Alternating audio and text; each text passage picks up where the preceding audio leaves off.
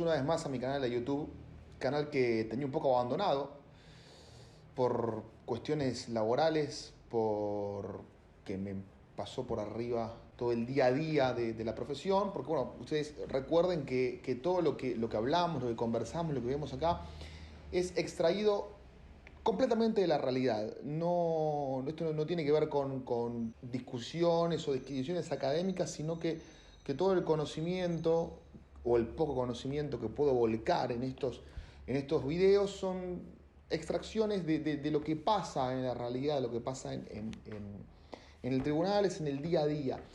Y hoy vamos a arrancar el video con una pregunta, que es: ¿existen en Argentina los títulos de nobleza?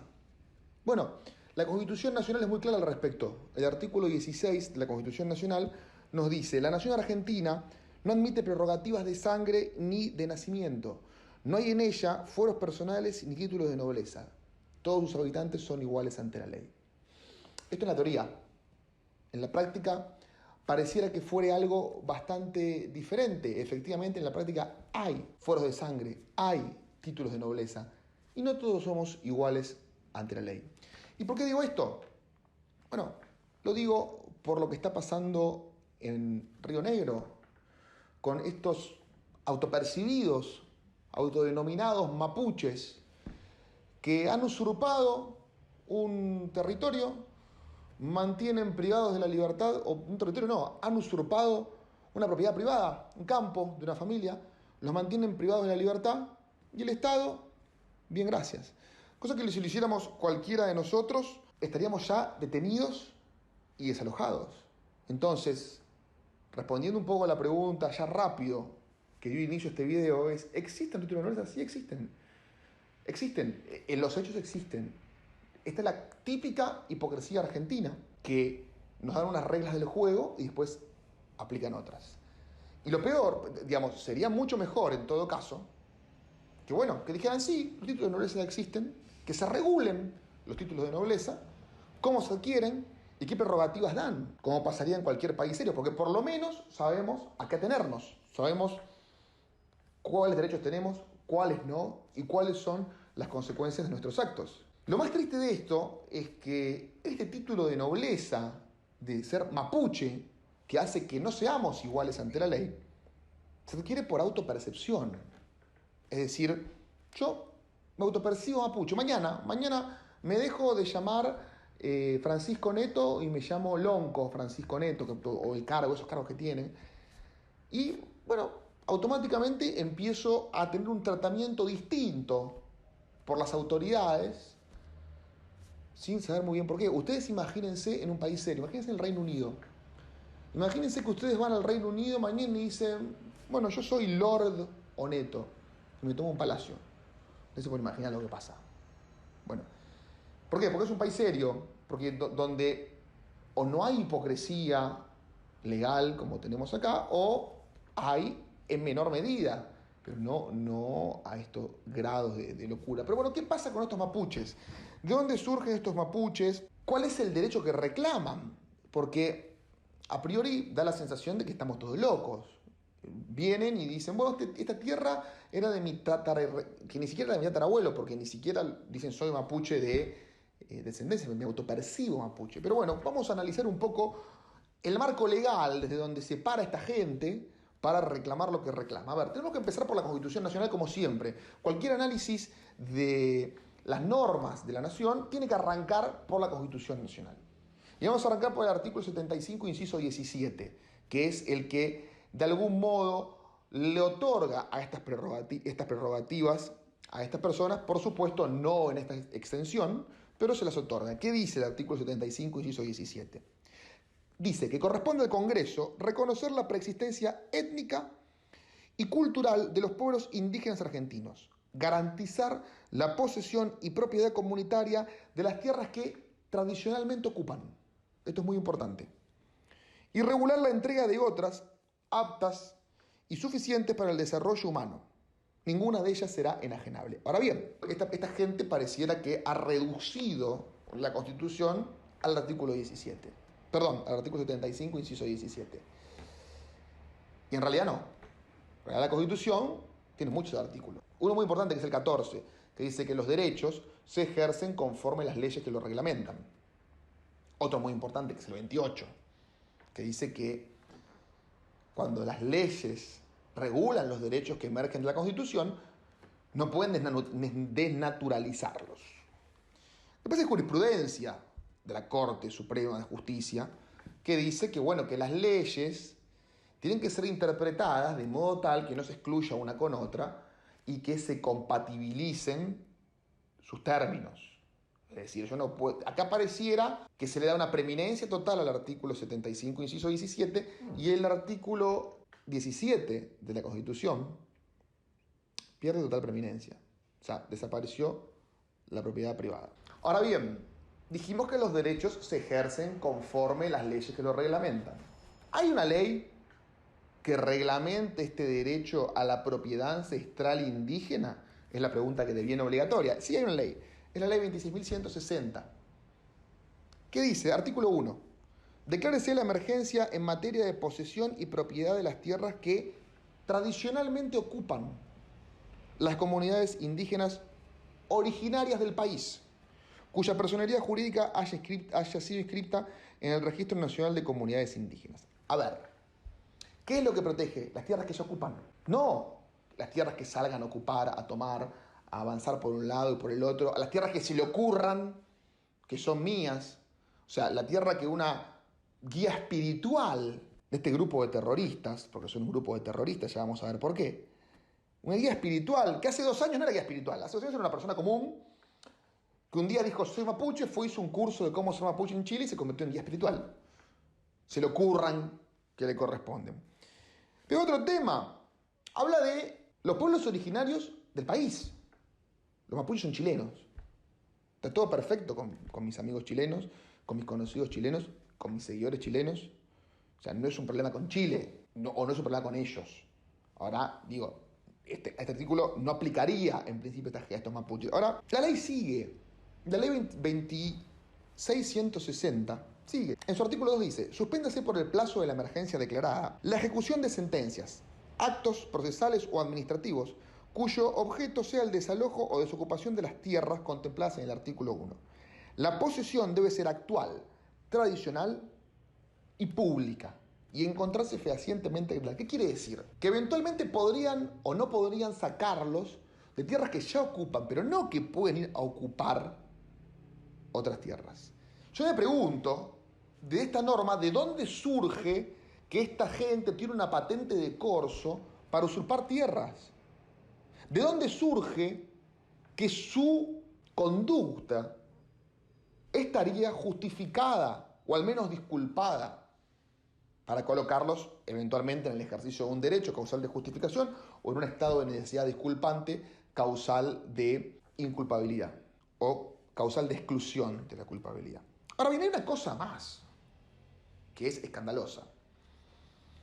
El artículo 3 de la ley 26.160, ¿qué dice? Dice, durante los 3 primeros años contados a partir de la vigencia de esta ley, el Instituto Nacional de Asuntos Indígenas deberá realizar el relevamiento técnico catastral de la situación dominial de las tierras ocupadas por las comunidades indígenas. Y para estos fines y otros más que regula el artículo, con los cuales no quiero aburrirlos porque van y leen la ley, la buscan en Infoley, el artículo 4 le dio 30 millones de pesos a este Instituto Nacional de Asuntos Indígenas para que hagan esto. Evidentemente esto no lo hicieron o lo hicieron mal, porque si no, no estaríamos en la situación en la que estamos. ¿Qué pasó con los 30 millones de pesos? Una pregunta que a priori no tenía respuesta, pero vamos a continuar con la situación actual.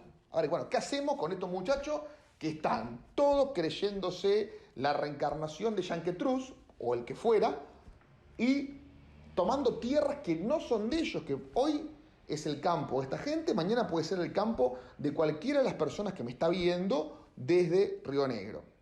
Bueno, ¿qué corresponde hacer? A ver, el Código Procesal Penal de la provincia de Río Negro es muy claro.